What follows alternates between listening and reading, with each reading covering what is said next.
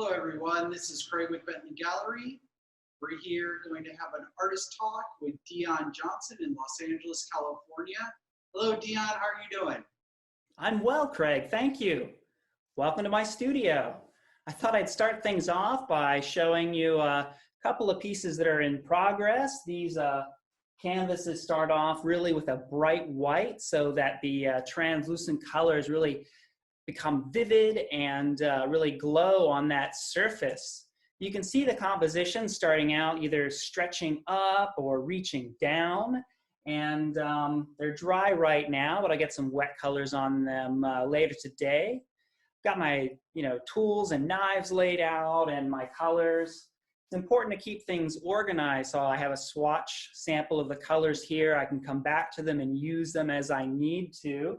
Even though the color process is very intuitive, just having a system on how to go about things is really important for my practice. I do think it's fun to get a peek in on what's in progress, but let's take a look at some finished paintings now. This piece is called Kite. I really like this painting because it's about movement, time, and space.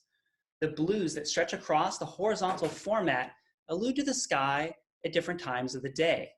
The title comes from the convex and concave shapes that seem to be like wings of a kite that follow this colorful momentum across the canvas.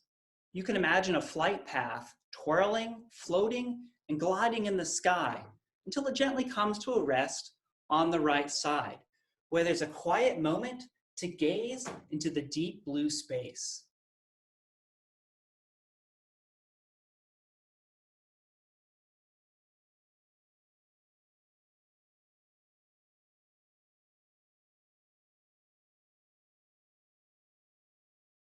The last painting that I'll share with you today is a piece called Aura. It's 80 inches across, and a friend of mine described it as the sky having curtains that open up to sort of show us this central activity.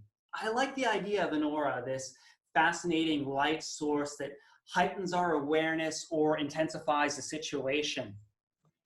As we move in a bit, the dissolving sky on the sides is a nice contrast to these crisp, flowing colors in the center, which could be like daydreaming thoughts or something we notice in our day that's like a surprise. It's this sort of optical dazzlement that has been presented to us in almost a magical way. I'm very influenced by the Southern California sky, bicycling, and being out in the environment. And I think all of us are really missing that right now, how we share it with our friends and how we're used to experiencing such a wonderful place. So my paintings are about those environmental experiences, about how we share that with our friends and loved ones.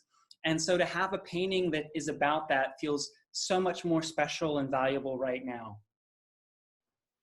Thank you, Dion, for taking us around in your studio. That was really fantastic to see where all your creativity comes from and the energy that you can just feel in your space, just, viewing it on screen.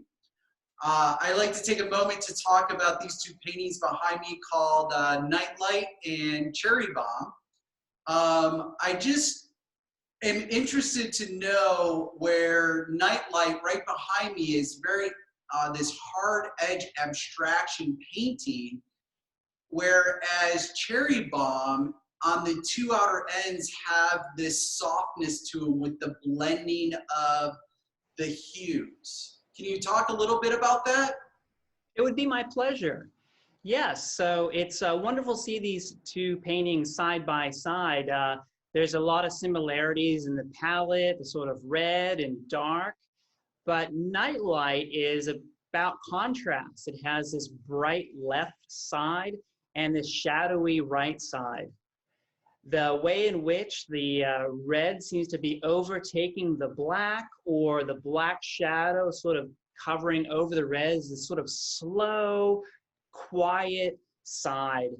And the bright white with these really shards of prismatic color either disappearing into it or appearing out of it is this sort of color light intensity. And so having Nightlight sort of balance out in that way is a really dynamic painting. Cherry Bomb is a different painting. It has a lot of the same colors, but it operates very differently visually.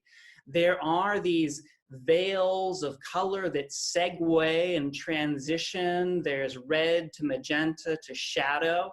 And I really like the idea that it's not about contrast the way Nightlight is, it's about interplay.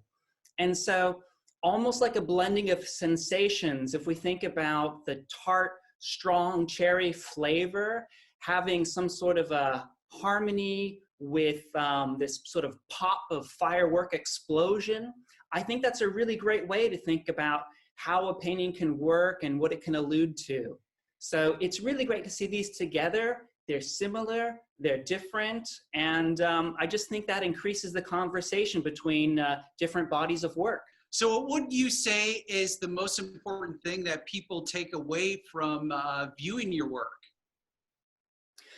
One thing I feel really strongly about is that it is about participation. If I create a painting, it's for someone to see and to hopefully relate to in some way. If it reminds them of something or makes them sort of consider or see something in a different way, I hope that it adds joy or sensation to that moment, or it's something that they can think back on.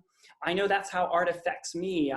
I remember standing in front of an Henri Matisse cutout, and when I was a young art student, and then later on, a few years ago, seeing that same piece at MoMA in New York, and just being transported back to that time when it was so fresh for me the first time. And I got to enjoy that experience again. And so art's powerful, it's a part of our lives, and it's a wonderful experience to share with others.